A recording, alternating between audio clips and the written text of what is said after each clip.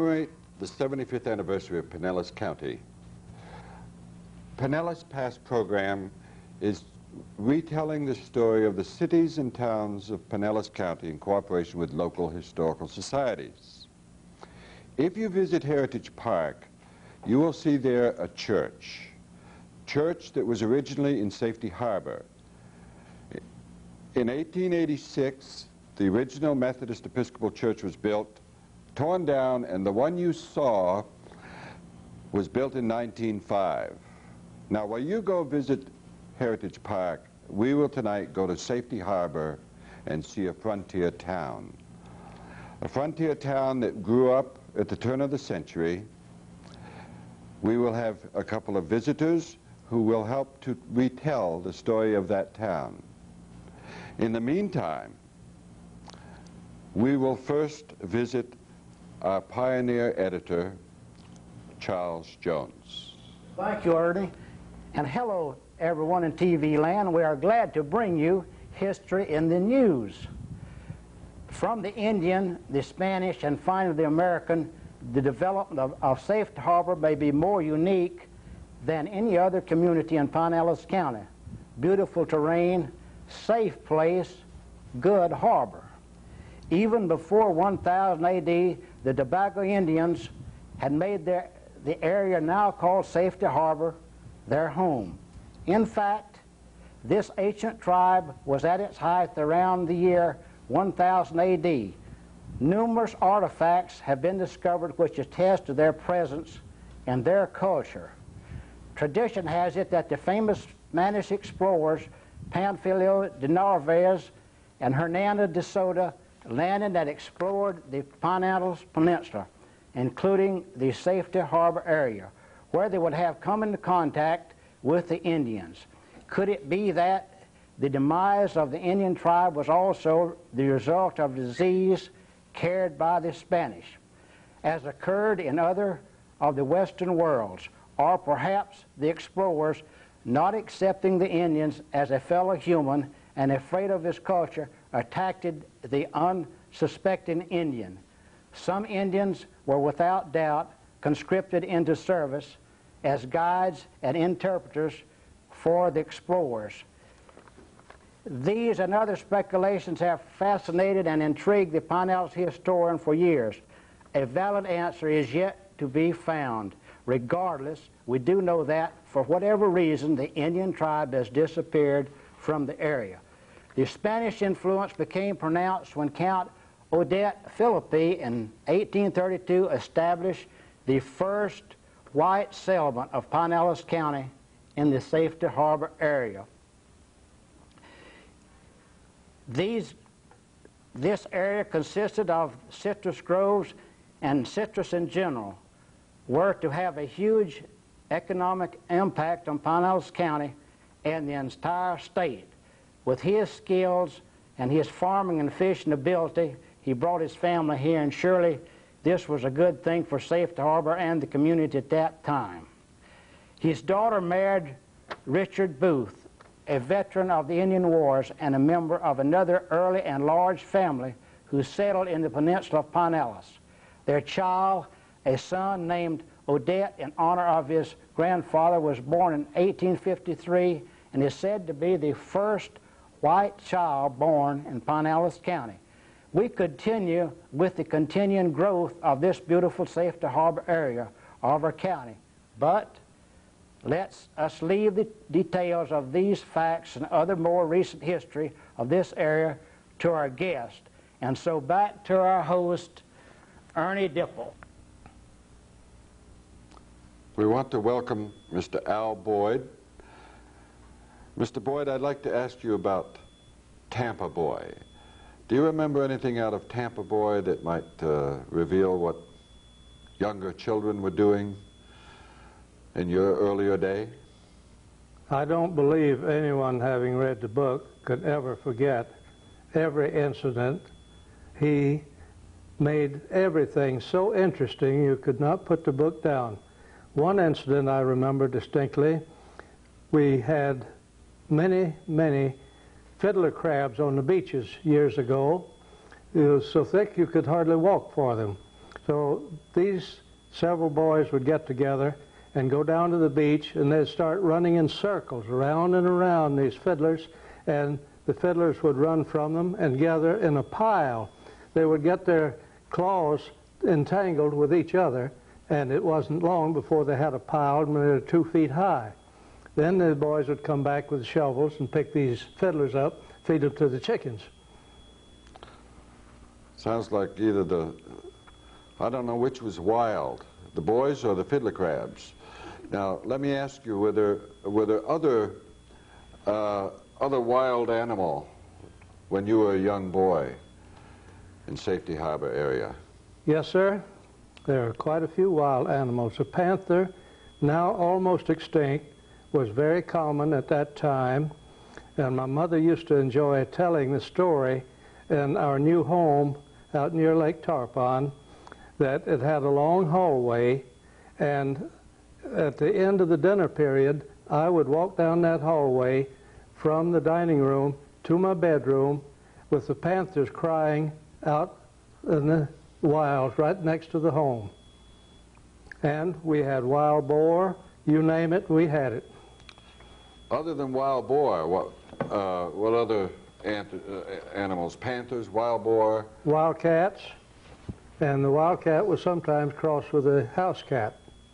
And I had to kill one last year because it tried to take my wife through the glass door.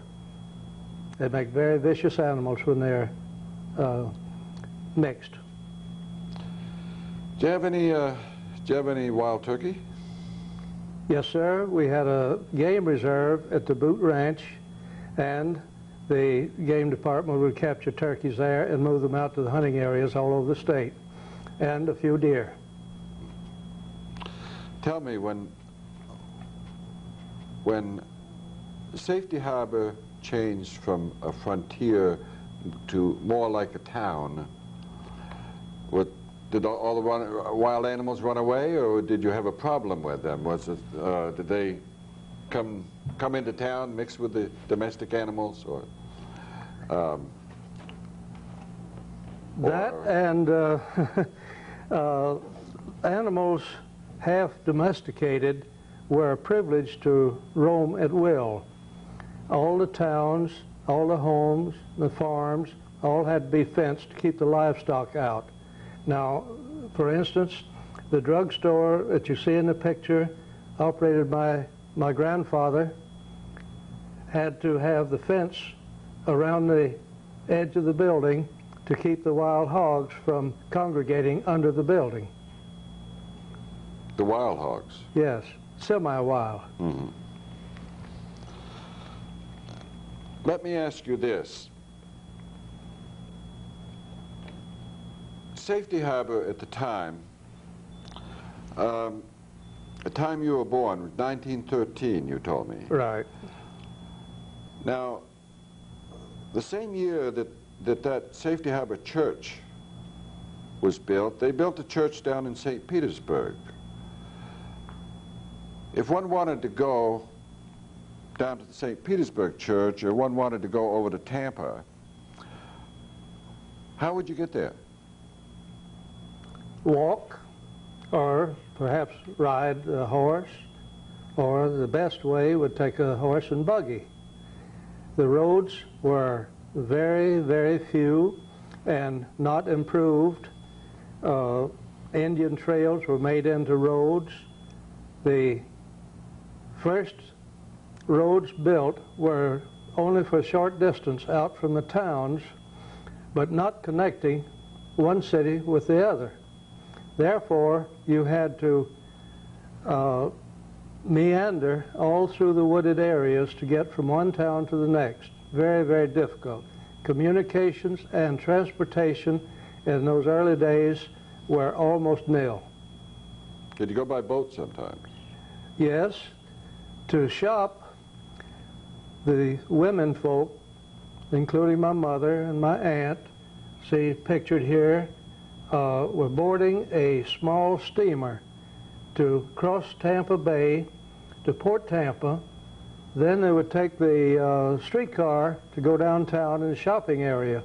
Tampa being well established ahead of Pinellas County, It was the only place that the women could go shopping for clothing and things of that nature. In that picture, your mother is in that picture. Yes, my mother and her sister both were in that picture. And George Booth, the husband of my aunt, my uncle, is the one, look as if he's trying to step from one place to another there. I hope he doesn't lose his position. At that time, Safety Harbor had very deep water coming up, and there's no trouble getting good-sized boats right up close to shore.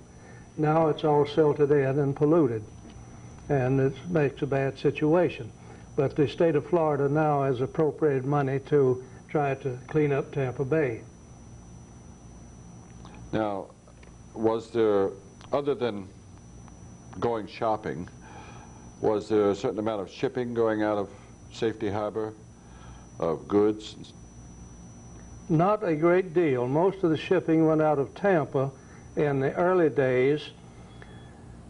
Likes Brothers Steamship Line was formed partially in Pinellas County as well as Tampa, because he was using sailing vessels to carry cattle to Cuba, especially during the Spanish-American War. And he had a terminal at Crystal Beach, one at near Safety Harbor, and the main terminal to Tampa. He wound up having the largest steamship line in the world today. Tell me something about what it sounded like. Did it sound differently than the Route 19 sounds today? Could you recapture that for us? Well, I think that it sounded quite a bit different. Now, I will let you see, hear just what it sounded like in those early days.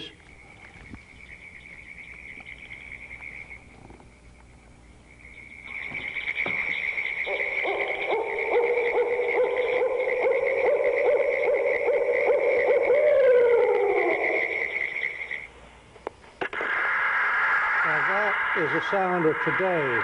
With the heavy traffic we have, there's no peaceful atmosphere like we used to have.